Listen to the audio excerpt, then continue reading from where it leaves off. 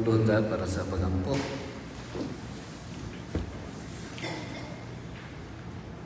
Gracious Lord in heaven, we believe we humbly come before your throne of grace this evening.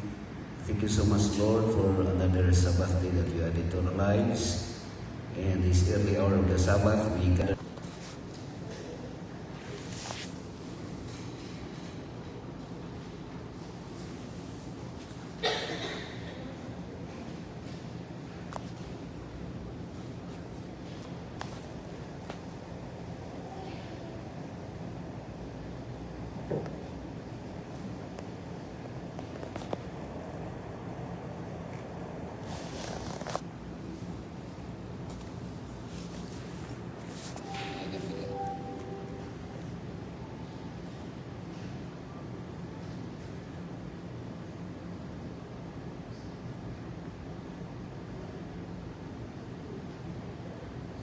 Okay.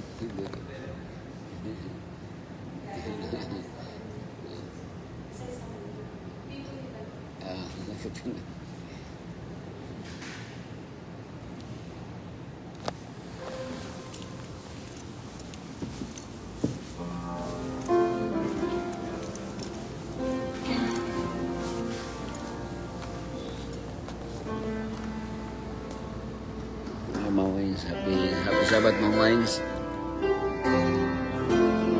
Happy Sabbath.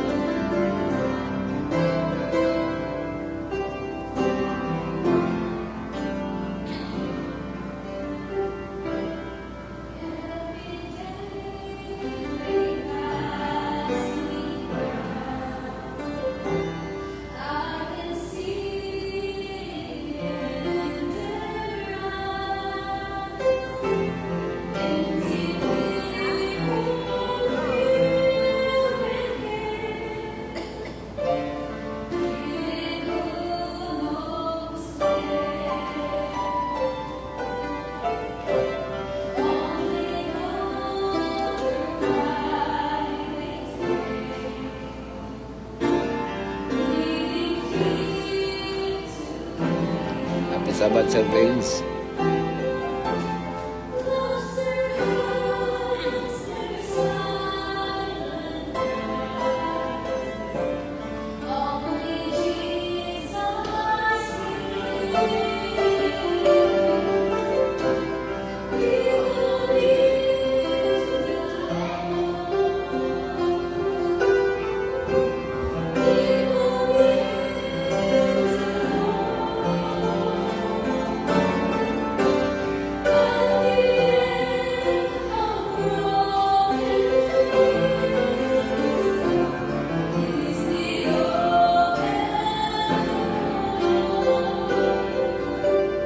Happy Sabbath, Sister Androbel.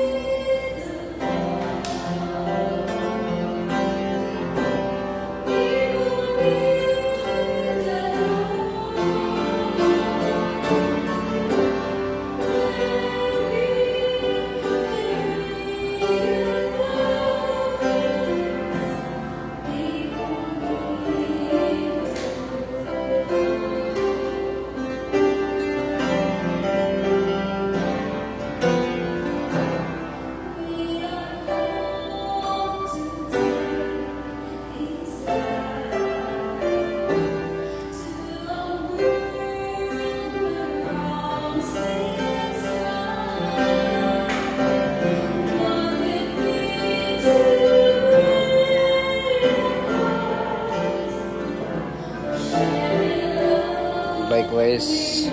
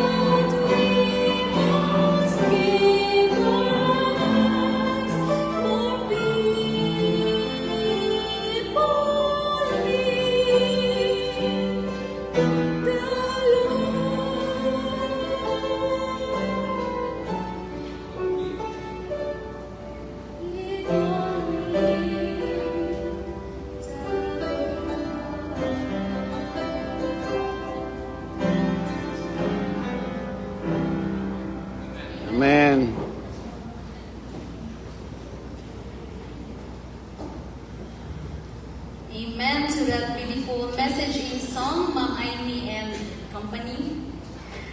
Very timely kaayo. The Lord is really good, Jude, because the song that they just rendered tonight is also connected with the message that I want to share you tonight. So, good evening and happy Sabbath. Happy Sabbath, everyone. So thank you for joining us in the house of the Lord tonight.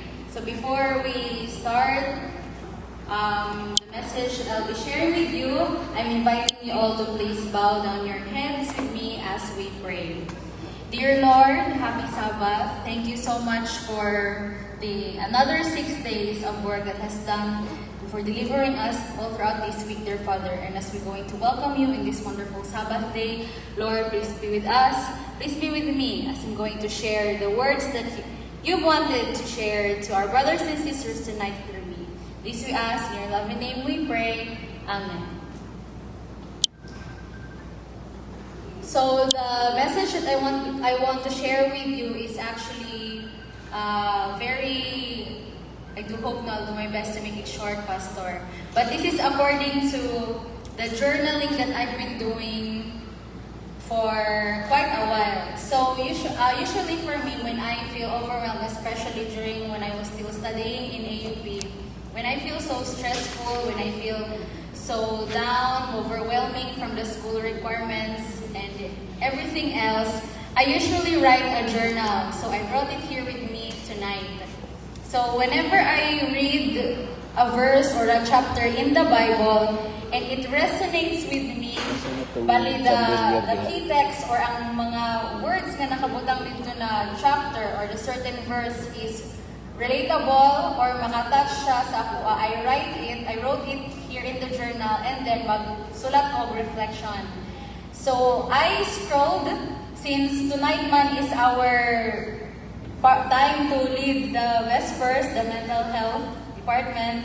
So nakita ko since ako naman siya mag-share of message. And I think it's time then for me to share this. I've also wanted to be here in the pulpit, not just to sing, but to also speak. So when I was scrolling here in my journal, I read here that entry that I have written way back August 17, 2024, which is about discussing each of the chapters of Ecclesiastes. So there's Ecclesiastes, this particular book in the Bible, really captures my attention because the words written here, this is written by King Solomon, di ba? So ang pagsulat din ni King Solomon, ang mga words is very timely, very interesting siya, kay very relatable siya in our time today. And I would like to focus on the first 2 chapters of this book. Since this has 14 chapters, and it is like divided into many parts, but I'd like to focus on the first chapter, the first 2 chapters in this book. So let us start with verse 1, chapter 2 of the Ecclesiastes. So it says here, the King Solomon. Di ba King Solomon is the wisest man in the Bible, wisest man on earth. He wrote here that vanity of vanities, says the preacher. Vanity of vanities, all is vanity. So what's the meaning sa word na vanity for you mga kaigsunan? So it means, in general, we know that vanity means emptiness, meaninglessness, vapor, or something fleeting.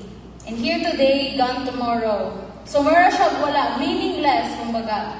It is like trying to catch with your hands and you grasp it and you cannot hold on it.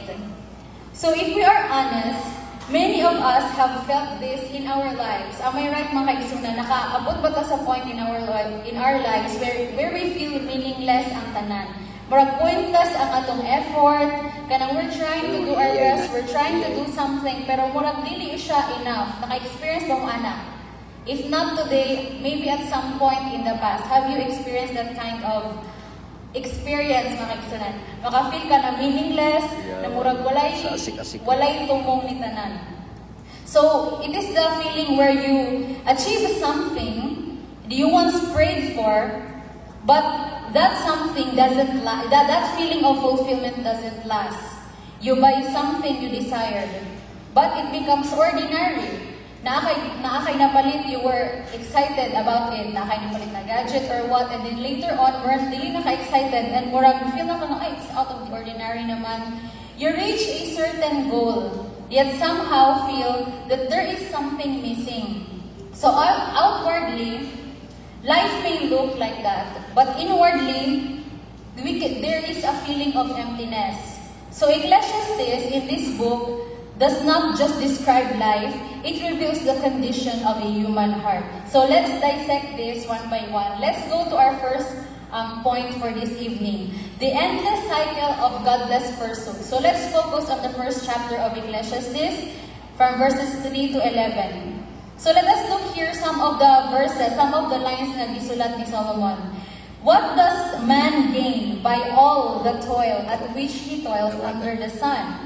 The eye is not satisfied with seeing, nor ear filled with hearing. So, kung sa daw nakita sa atong eyes, kung sa daw ang nadunggan sa atong nalunggan, dili daw the man is not satisfied daw. There is nothing new under the sun. There is no remembrance of former things.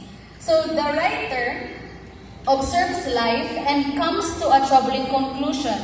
According sa Iyaha, life feels like a cycle. So generations come and go, the sun rises, the sun sets, the wind blows in endless patterns. River flows, yet the sea is never full. Everything is moving in motion, but nothing seems to be truly satisfying. There is activity, but no lasting fulfillment. There is motion, but no deep meaning. So let us connect this in our psychological insight, since I would also like to share some of the knowledge that we have here in this concept of why do human beings feel emptiness, like meaningless alive.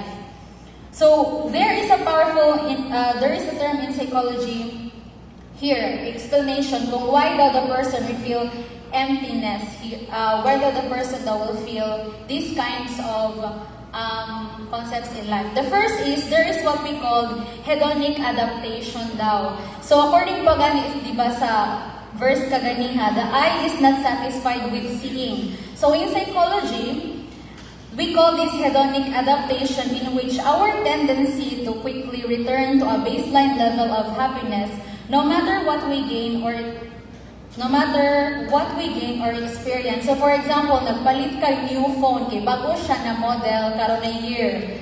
And then, naka-feel ka of excitement pagkahuman because mo na siya imong goal for a long time. You saved money to buy a new phone, and then later on, while you use all the new features sa phone na wala sa imong phone before, and then mo na siya gamit, later on, mo na din na siya ordinary sa imuha.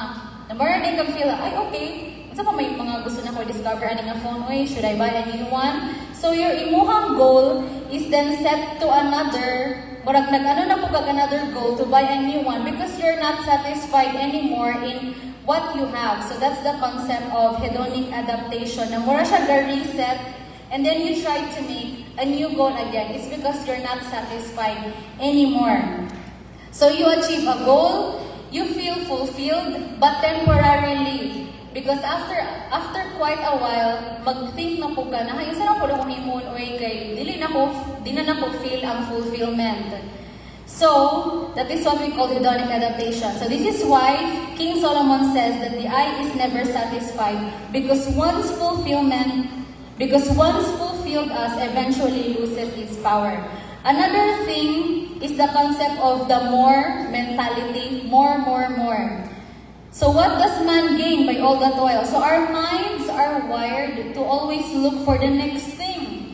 So maybe I'll be happy when I get that promotion. I'll be more recognized by other people if I do something. More.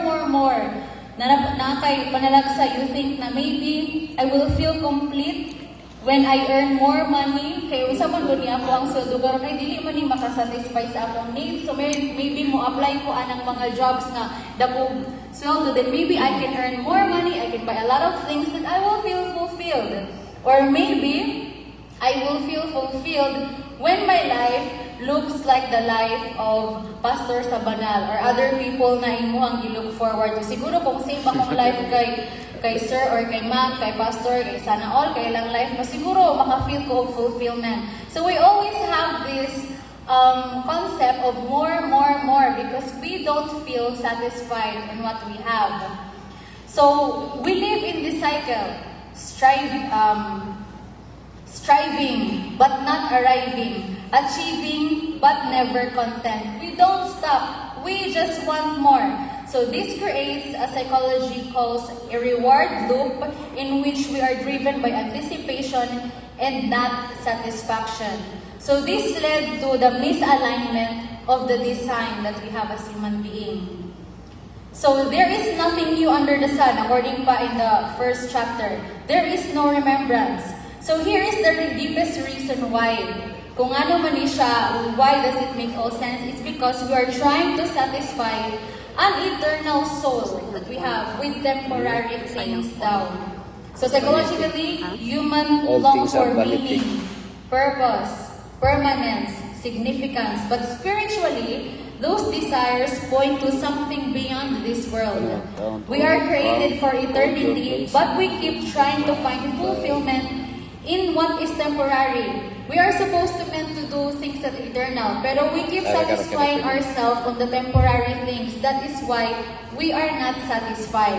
So this creates a deep internal tension, a quiet dissatisfaction that we cannot always explain.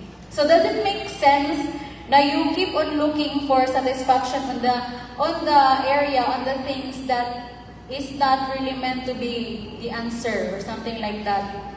Sige ra kang pangita og answers sa imong mga questions in life, pero wala ka nag-seek to someone who can really answer it all, which is Jesus. So sa Ecclesiastes, ang mga gisulat dito ni King Solomon, dili siya exaggerating. It is diagnosing. So without God, life becomes a cycle of activity without fulfillment. Do you get me? So again, without God, ang atong kinabuhi is become a cycle of activity, doing our work, kung sa man yung gidesignate sa ito nga imuho na to, without the feeling of being fulfilled or fulfillment. So there is a failure in earthly fulfillment, according to the second chapter of Ecclesiastes. Now si King Solomon moves from observation to experimentation. Dito sa iyahang, kung i-dissect mo iyahang mga gipang sulat, very poetic, grabe kaayo og deep nga kuan ang iyahang gisulat, no. He does not think about life, he tried to test it. He He pursues everything people believe will bring happiness. And then according to what Solomon observed, pleasure fails. So the feeling of pleasure, have you felt pleasure? There is always a point where pleasure fails. And then kung a person is focused more on the dopamine will eventually last. And then you feel what? What next? So pleasure gives us emotional highs, but not the lasting fulfillment. Kaya ang excitement na ma-feel na to, it will fade. The thrill that we feel, mo-decrease na siya. The joy that we feel does not stay. When we focus on the pleasurable things in life, so this is because the pleasure operates on the dopamine, kind of hormones in our body, but it spikes quickly, but it also drops quickly. So after the moment passes, we are left wanting more again. So again, more. We are not satisfied. And then achievements and success. When we feel, di ba we always have this goal na we need to have a lot of achievements in life. We need to be successful, this and that. But have you tried achieving something, pero while after ni mo na-achieve, wala ka naka-feel of satisfaction, nga naman, ay nakuha naman unta ko. Na akong goal, nakuha naman unta ako akong goal, na-promote naman ako ani, pero nga wala ako naka-feel of satisfaction. It's because, mga kaigsunan, achievement doesn't always equals to meaning. So, dili ta ng achievement in life has a meaning daw, according sa explanation here. So ang achievement, maka-answer siya o unsa akong nahimo in life, unsa akong nakuha para ma-achieve na ko ni. But it does not answer kung why does it matter. Ngano importante, ngano need man ni siya na ko imuon. And who am I without this? Without this achievement, unsa man ko. So this is why daghan kayong mga successful na mga tao karon is feeling empty. Do you get me? Na ay mga people, even magtanaw ta sa mga life sa mga artista karon sa Hollywood or local here in the Philippines, grabe kaya kayo man kay dato sila, grabe ang ilang mga endorsement, daghan kayo sila connections and everything, yet there were always people who will feel empty, who felt that they are alone in this world and would end up to just take their lives. It's because no one is listening to them. When we look at them, they look so successful in life. Daghan na kay silang achievements. Pero they feel empty on what they have. Why? It's because they experience burnout. They experience loss of identity. It's because they felt a sense of what now. So karon nakuha na nako ni what's next.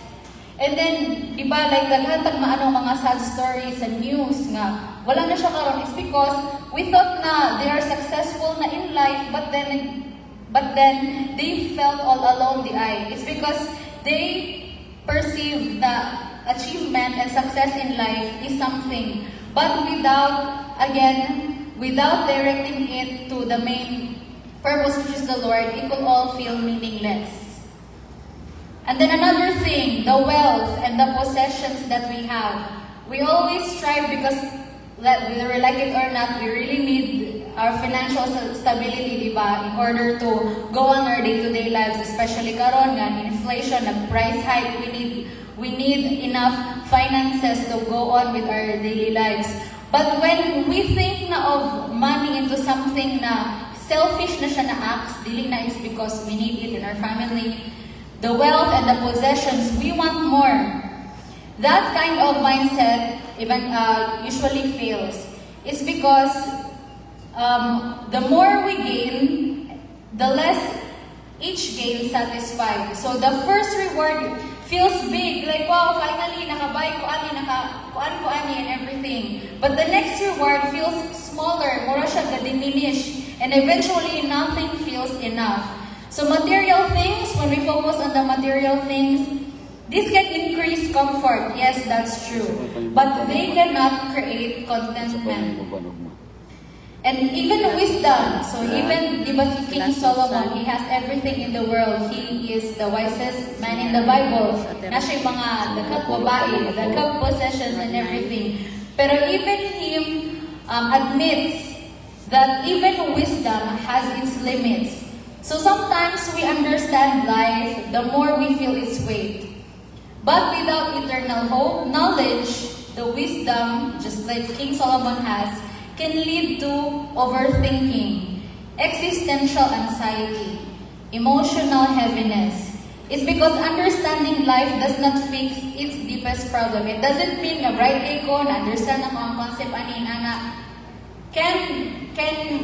can find it, it doesn't mean na I know a lot of stuff, then I can find a solution in my problems. Kaya kung nakafocus ko dira, it will do nothing. Again, you'll feel all alone. Your wisdom will be in vain if you won't focus to the Lord. So the core reality, life without God is empty. Again, repeat it with me. Life without God is empty. So, in Ecclesiastes chapter 2, verses 22 to 23, ano pa din, so I hated life, for all is vanity, and a striving after the wind. But has a man from all the toil? So, it says here that in psychology we call this that the people have existential emptiness, loss of meaning, inner dissatisfaction. Muna siya ang na-feel daw sa mga people. But here is the truth. Without God, life may be full of activity, but empty of meaning. So without God, bahalag daghan pa kaayo kag mga ganap sa imuhang life, it will always feel meaningless. Because we are not created for those kind of things. We were created for God. So there is no amount of pleasure, success, wealth, knowledge can replace Him. So the meaning comes from God. So this is all the point of everything that we are talking about tonight. So life is meaningless. All is vanity. Because the meaning, the true meaning in life comes from the Lord. True fulfillment does not come from pleasure, from worldly things, but it comes from the meaning, purpose, connection, transcendence, and all of these things are found in God. Because when God is present in our life, work becomes purposeful. So here, our work here in AHD is very meaningful. It's because we are working not just because ma-fulfill ang ato ang day-to-day na needs in life, but because we are missionary workers. We are working for a purpose that we serve our brothers and sisters. At the same time, missionary na po siya. So our work becomes purposeful. Life becomes meaningful, and ordinary moments become sacred. So let's refocus our lives on God. So this is our goal. The application that we need to do is to refocus our lives on God if we felt that we are in the points ato ang life now we are lost. So let us examine our pursuits. Ask yourself, what am I really chasing in life? And will this matter in eternity? So, unsa ang imuhang mga goals karon? Unsa ang imong mga gusto i-chase nga mga dreams nimo karon? Does this matter when it comes to eternity-wise? So, related ba ni siya sa imong goal na makaadto sa heaven? So, stop expecting the world to satisfy you because we are mere people, we are sinners. If we are looking for worldly satisfaction, dili jud ta ma-fulfill. It's because we are looking in the wrong direction. So earthly things, the temporary things, and not to eternity. So invite God in your daily life today, in our daily life today. Do not limit God to church. Dili lang kay moadto ka sa church to meet the Lord. You can meet God in your work, sa ato ang work diri, sa atong relationship, sa atong pamilya, sa atong friends, sa ato ang mamit nga mga people sa dalan. You can meet God in your daily routine. So I know that we all pray here before going to bed. But you all also experienced praying to the Lord when you wake up, when you go, before you travel, before you go to work, you pray to the Lord. And when you do a lot of stuff, when you are about to make a big decision, you talk to the Lord. And you ask for His guidance. If you're about to do something big that might change your life, are you asking for His assistance? So in every part of our life, we have to put God in the formula. Not just here on church, but outside. But not just on Sabbath, but on the other 6 days in the week. Let's include the Lord. So let us anchor our identity in God and not just in our achievements. Because again, all is vanity. According to this book, everything is vanity. We are not defined by our success, our possessions, our accomplishments, but we are defined by God. So in conclusion, the first 2 chapters of Ecclesiastes, chapters 1 and 2, gives us both a diagnosis and a direction. So life under the sun is empty, but life with God is full of meaning. So in the psychology, it explains why the psychology might explain why the human feels empty, but the scripture, the Bible, reveals how can it be filled. So tonight, let us stop chasing what fades on earthly things and start holding on to what is eternal. Because in the end, pleasure fades, success fades, wealth fades. All of these things that we have in this world, tanan siya kawanangan lang, but God never fades, never does. So I do hope and pray that we have learned something from tonight, and may we always feel the Lord's presence, especially during the times na we might feel na life is meaningless, let us all direct ourselves to the Lord and ask for a direction. So that is all, and happy Sabbath. Sabat. For our closing song, hymn number 367, 367, Blessed Lord, how much I need thee.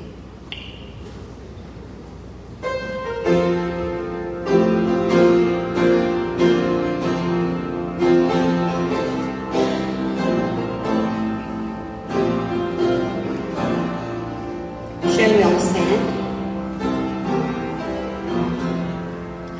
Blessed Lord, how much I need thee. We can see far and wide. Take me trembling and lead me. Strength and sight can be I find. Every heart, blessed Lord, how much I need thee. Every heart, Savior, keep me every heart. Happy Sabbath, Sister Jen. Stay with me, this realm of mine. Teach me first to feel my weakness, then to praise for strength behind. Every heart, blessed Lord, how much I need thee. Every heart, Savior, keep me every heart. Save my mind, if not transform me. Trust in sound, how soon I fall. What has wrong that lay beside me? My life, my heart, my heart. Every heart, Sabbath mo, Rachel. Lord, how much I need thee. Every heart, Savior, keep me every heart. Then what year the future bringeth, smiles of joy or tears of grief, still to thee my spirit clingeth. Thou art still my soul's relief. Every heart, blessed Lord, how much I need thee. Every heart, Savior, keep me every heart. Indeed, Lord, we need you every hour. We need you every hour, dear Father. And according here in our closing song, may it be that you will be with us in each of our steps of our lives, especially when we feel meaningless, dear Father. May you please guide us and protect us from any possible harms and dangers, and help us to always find meaning in you, dear Father. This we ask in your loving name. We pray. Amen. Amen. Thank you very much. Happy viewing, Ma'am Rachel Villarba Abel Fernandez. Happy Sabbath. Ma'am Janet, happy Sabbath. Ma'am Jenny, happy Sabbath, Ma'am Jane. Good night sa tanan. Ma'am Janet, happy Sabbath. Bye-bye everyone.